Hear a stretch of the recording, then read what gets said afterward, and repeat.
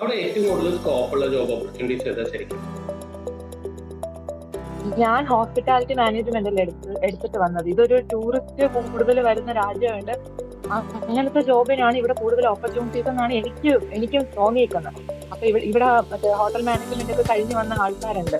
അവർക്കൊക്കെ റെസ്റ്റോറന്റിൽ വന്നപ്പോ തന്നെ ആ എക്സ്പീരിയൻസ് വെച്ചൊക്കെ അവർ കയറി. അങ്ങനെയൊക്കെ നമുക്ക് ജോലി കിട്ടും. അതായത് റിസോർട്ട് അപ്പോ അങ്ങനെയൊക്കെ പെട്ടെന്ന് ജോലി കിട്ടും. ചുരുക്കി പറഞ്ഞാൽ നമ്മുടെ അപ്പൊ നാട്ടിലെ ആ ഫീൽഡാണ് കുറച്ചും കൂടി ഓപ്പർച്യൂണിറ്റി ഉള്ളത്. സാലറി കൂടുതലുണ്ടാവും. സാലറി വൈസും കുറച്ചുകൂടി സ്റ്റേബിൾ മറ്റേ ഹോസ്പിറ്റാലിറ്റി ഫീൽഡാണ്.